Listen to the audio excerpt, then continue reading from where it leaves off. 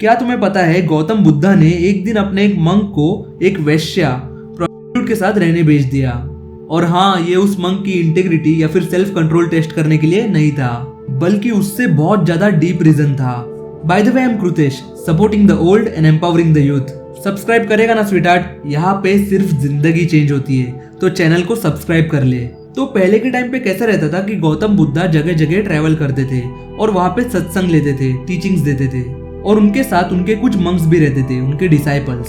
तो ये जो मंक्स है उनको गांव के लोग होस्ट करते थे अपने घर पे, क्योंकि पहले के टाइम पे लोग उनका ये सौभाग्य मानते थे, उनकी ये खुशनसीबी मानते थे कि वो किसी स्पिरिचुअल पाथ पे चलने वाले व्यक्ति की सेवा कर रहे हैं। इससे उन्हें ऐसा लगता था कि उन्हें पुण्य मिलेगा। तो कभी कोई साधु सन्यासी मंक अगर दरवाजे पे आए भिक्षा मांगने तो उसे मना नहीं किया जाता था। जो कुछ भी वो अफोर्ड कर सकते थे थोड़ा बहुत वो देते थे। गौतम बुद्धा ने ये स्ट्रिक्ट इंस्ट्रक्शंस देके रखे थे अपने मंक्स को कि तुम किसी के घर पे 2 दिन से ज्यादा नहीं रुकोगे, किसी पे बोझ नहीं बनना है, एक मैक्स टू मैक्स 2 दिन रुको। पर मॉनसून रेनी सीजन एक ऐसा टाइम है, हमें पता है कि अगर इंडिया में बारिश होती है तो कैसे होती है। तो बारिश के सीजन में वो किसी के घर में 2 महीने तक रुक सकते थे। हाँ, मतलब ऐसा नहीं है कि वो किसी के घर में 2 महीने जबरदस्ती रुकेंगे। जो लोग अफोर्ड कर सकते हैं वो इन मंक्स को अपने साथ रहने के लिए इनवाइट करते हैं कि आप आइए और हमारे साथ 2 महीने रहिए। तो अब क्या हुआ कि जिस गांव में बुद्धा रुके थे उस गांव में एक वेश्या थी। ऐसा कहा जाता है कि is one of the oldest professions. वो अभी तक थ्राइव कर रहा है और आगे भी करेगा। के ऊपर एक अलग वीडियो बनाएंगे, अभी के लिए स्टोरी पे रहते हैं। तो गौतम बुद्धा के one of the closest disciples Anand Tirtha, जो मंक बनने के पहले उनके बड़े भाई थे, कजिन भाई, बाद में वो बुद्धा के डिसाइपल बन गए।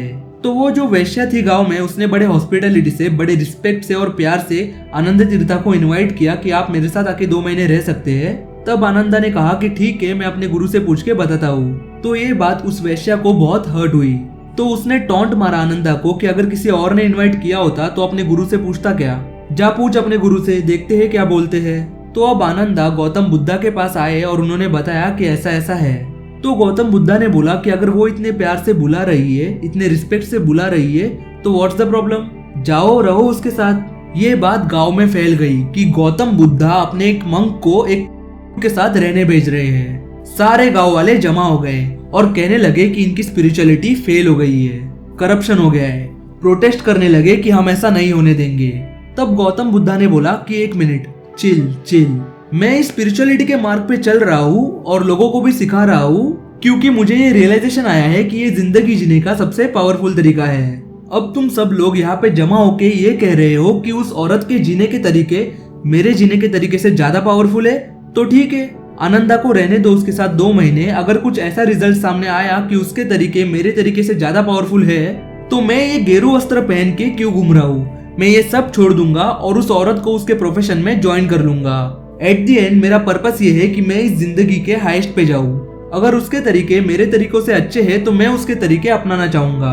तो उस दिन आनंदा चला गया उस वेश्या के साथ रहने के लिए। लोग देख रहे थे, जब भी वहां से पास होते थे तभी नजर रखते थे कि क्या चल रहा है। तो बारिश के टाइम पे थोड़ी सी ठंड होती थी, इसलिए उस वेश्या ने आनंदा को एक वार्म शॉल दी पहनने के लिए। लोगों ने ये देखा और कहा कि ये तो गया।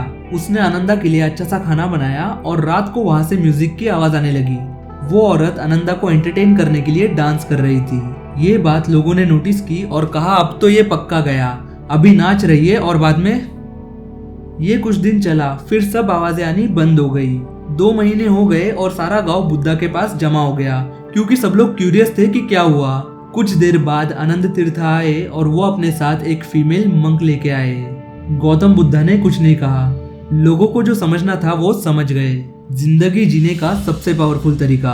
ये सवाल खुद से पूछना कि जैसे मैं अभी जी रहा हूँ, क्या ये मेरे हिसाब से जिंदगी जीने का सबसे पावरफुल तरीका है, या मैं जैसी जिंदगी जी रहा हूँ वो मजबूरी में जी रहा हूँ। द रियलिटी इज, अगर तुमने अभी डिसाइड किया कि तुम्हें ऐसे नहीं जीना है तो अभी तुम इससे बाहर निकल सकते हो। बस तुम्हें डिसाइड करना है और उस पर फर्म रहना है। सीरियसली खुद से सवाल पूछना कि जैसे मैं अभी जी रहा हूँ, क्या मैं वैसे जीना चाहता हूँ, या ये सोसाइटी, माँ बाप, कंपल्शंस मुझे ऐसा जीने के लिए पुश कर रहे हैं। खुद में स्टेबल नहीं है, मिजरेबल है, फाइनेंशियल्स नहीं स्टेबल है, फिर भी शादी कर रहे हैं। क्यों? क्योंकि सोसाइटी बोल रही है कि शादी करने की उम्र हो गई है। फिर जाके किसी लड़की से शादी करते हैं जो equally if not more miserable है, अनस्टेबल है। दोनों सोच रहे हैं कि वो एक दूसरे को संभाल लेंगे, पर जितनों की शादी हुई है, सच बताना, क्या शादी करके तुम स्टेबल हुए हो? नहीं, बस निकाल रहे हो। दोनों कैसे तो करके बैलेंस हो गए हो। शादी करने की वजह से स्टेबल नहीं हुए हो, वैसे भी उस उम्र तक स्टेबल हो ही जाते, उस पे शादी का लेबल लगाने की जरूरत नहीं है। तो अब सवाल ये है कि जिंदगी सिर्फ निकालनी है कि एक पावरफुल तरीके से जीना है। मैंने ये बहुत पहले क्लियर कर लिया है कि मैं एक पावरफुल तरीके से जीऊंगा। जिंदगी मुझे तोड़ेगी और मैं टूटूंगा, ये नहीं होने वाला। ये जिंदगी मेरी है और ये मेरे हिसाब से चलती है, मैं इसके हिसाब से नहीं। उठ जा साले, अब तो उठ जा। तू कौन है खुद को पहचान तो। तू पीक ऑफ इवोल्यूशन है, ऑलमोस्ट भगवान ही है तू। तू जैसे चाहे वैसे जिंदगी बदल सकता है। आज से 200 साल पहले इंसान उड़ सकता था क्या? नहीं, आज उड़ सकता है। रीयूजेबल रॉकेट बन सकता था क्या? नहीं, ये आदमी बना रहा है। यहाँ से 20 सेकंड में अमेरिका में किसी से बात कर सकता था क्या? नहीं, आज कर सकता है। तो ऐसा तू सोच कैसे सकता है कि तू ये मजबूरी वाली जिंदगी नहीं बदल सकता? तू अपनी मजबूर जिंदगी में एडजस्ट हो कैसे सकता है? खुद से पूछ, क्या है पावरफुल तरीका जीने का? वो तेरा पर्पस होगा। पर्पस को हाईएस्ट प्रायोरिटी बना, बाकी सब तकलीफें सेकेंडरी हो जाएंगी। ये लड़कियां, शादी, दारू, दुख, दर्द, ये सब तेरे सामने पावरलेस हो जाएगा अगर तू पावरफुल पर्पस की तरफ डेडिकेटेड रहेगा। निश्चल तत्वे जीवन मुक्ति, कम ऑन अगेन, निश्चल तत्वे जीवन मुक्ति। अर्जुन की तरह अगर सिर्फ पंछी की आंख दिखेगी तो क्या प्रॉब्लम है? तीर वहां तक पहुंच ही जाएगा। मैं जैसे अभी जी रहा हूँ, तुम लोग देखोगे तो बोलोगे क्या जी रहा है ये, कैसी जिंदगी है ये। पर तुम्हें नहीं पता ऐसी जिंदगी मुझे किस लेवल पे फुलफिल करती है। अपने पर्पस के लिए जी रहा हूँ, supporting the old and empowering the youth. ये सुनने में इतना लग रहा है, पर इसके पीछे बहुत डीप मीनिंग है, बहुत डीप पेन है। कभी बताऊंगा बाद में। और जिंदगी में जो कुछ भी करता हूँ, लिटरली जो कुछ भी करता हूँ, वो इसी पर्पस के लिए। शायद कल को ये बहुत अच्छी पॉसिबिलिटी है कि मैं शादी ना करूँ पर्पस के लिए। पर भाई, शादी और पर्पस का क्या संबंध? सी, शादी is a very highly energy consuming thing.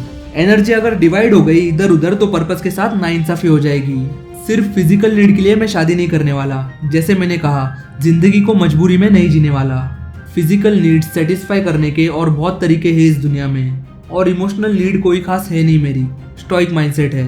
Solitude बहुत वैल्यू करता हूँ, आज तक खुद को संभाला है। डिप्रेशन, इंसोम्निया, थॉट्स, सबसे बाहर निकाला है खुद को।